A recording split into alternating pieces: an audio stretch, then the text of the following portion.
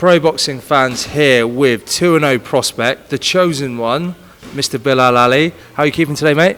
I'm good, bro. How are you? Very well, thanks. We're down here at the Peacock Gym in East London, Canning Town. You've just smashed the pro boxing fans punch bag challenge. Did you enjoy it? Yeah, that's something new, something that I don't normally do. So, doing a challenge like that, yeah, it was good, man. It's good. I think you've sent a message out there, made a statement there, and sent a message out to the other guys that we're going to get to do it in the coming weeks. The chosen one, the nickname, where does that come from, and is it something you decided on? Was it Tunde? It's actually the meaning of my name. Bilal means the chosen one. So I remember one time I was just searching to see what the chosen one means. Sorry, what Bilal means, and the chosen one came up, and I said, why not just use that as a nickname? So it come out good. Another name that you've been given curiously is Mr. Bean by Tunde Ajayi. Can you tell us exactly what that's about and where it came from? You know what? I don't like it when he calls me that. But I think it's just where, when I first came into boxing, I was just a skinny boy, just learning how to box. So I think, in other words, he meant Mr. Bean. I think that's his other words by just skinny boy, you know what I'm saying? So I think that's what it just means, but he's gonna have to start looking for a new nickname. Tunde's described you as another product of his system. Tell me a little bit about Tunde's system, what it's like to work underneath him. He's obviously trainer of the Yard as well. And just tell me a little bit more about the system, because it seems to be getting a lot of press that he's a little bit different to what other people are doing in the gym. Yeah, I just remember when I first come here, because when I first started with Tunde, I was actually at the age of 12.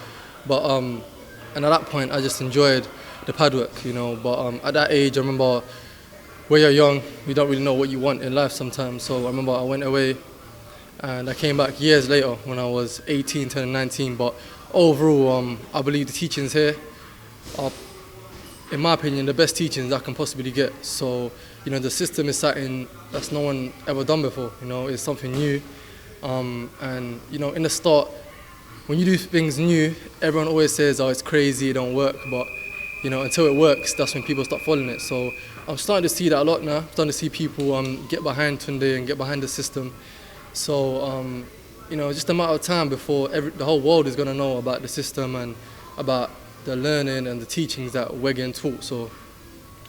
You're a man that doesn't have an extensive amateur career. How many amateur fights did you have, and why is it so limited? Did you just choose to go a different way at that period in your life? Yeah, well, when I decided to do the amateurs, I was already a year in with Ade, Tunde, the Stamina for Sale team. So the only reason I decided to do amateurs was just to get a little ring experience, with the crowd and all that stuff. So I remember when I done the amateurs, even when I was fighting, my style wasn't like an amateur, it was more like a pro. So I won all my fights. My first fight was actually with a Haringey Box Cup winner. I beat him, and that's when I realised it's not about experience. It's also about learning. If you're taught right, that's what it is. If you got 100 fights but you're not taught right, it's not going to work, and it's going to show. So. You're obviously here training out of the famous Peacock Gym here in Canning Town, East London. A lot of great fighters training here. Obviously, Anthony Yarde we've spoken about already, but also lots of other fighters coming in and out as well. I know Dubois was here for a little bit as well. Good sort of stomping ground, good place to learn your trade, and it must sort of give you good inspiration to sort of see the fighters that are operating in the same gym as you and see how far they've gone. And I guess you want to kind of aspire to do the same. 100%, seeing these lot, Anthony, even Daniel, because I knew Daniel for a while now. I've seen him come in the gym, putting in work in, besides Anthony every day. And seeing someone like Anthony, someone that I see from day one, get to the level where he's at now, he's at the world level now. And me seeing him from an amateur to now, it shows that it can be done. It just takes a lot of hard work, a lot of sacrifice, a lot of discipline. But that's what it takes. You gotta do a lot to get to where you want to get. And Anthony, he's getting to where he wants to get, and I'm sure he wants to do a lot more. Because I know when I get to that stage, I would still want to do a lot more. It's not just about winning the world title and you're saying, that's it. It's about doing a lot more, and it's about staying at the top, not just getting to the top. I spoke to Tunde briefly about you a few months ago, and one thing he said that stood out about you was your attitude towards the game and how seriously you take it. Is that just something that you kind of learnt along the way, or is that just built in, that sort of 100% throw yourself into it and do the best you can? Well, I always had that attitude where I want to be at the top. That's the reason I kept coming every single day. But where I'm around a team that's so strong and their attitude is all the same, I had to get that attitude and I had to, in a way, raise my game even more. You know, even though when I come here, my attitude was to keep coming, but when I come here, I realize there's so much more to do. There's so much work you got to put in, and not just about work. You got to believe it. You got to believe that, you know, you're gonna go to the top. You're gonna, you know, get to where you want to get. You got to have that belief, and you don't just say it. You actually believe it. You know what I'm saying? That's why you hear Tunde always say, you know, dream it, believe it, become it, because that's what it is.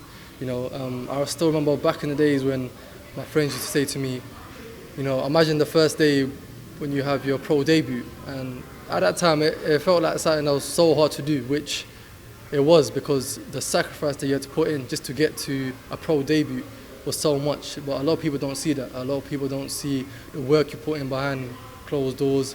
You know, no matter how you're feeling, when you're down, you're up, you know, when it's raining, when it's sunny, they don't see that you got to keep coming and just putting the work in, because at the end of the day, it's you in the ring. So no matter what the weather is, no matter how you're feeling, you got to just put that work in, and yeah, that's about it. Finally, Bilal, if you could just look into the camera and tell us, actually, first of all, when's your next fight? Have you got a fight lined up, or is it yet to be decided? Nothing's announced at the moment. What I've been told by Tunde, that there's 2 shows in September, which are both London shows.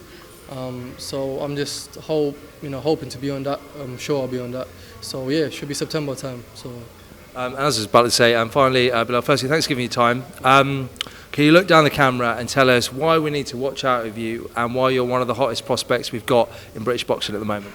Well, just watch out for me. You know, what we do is definitely different here.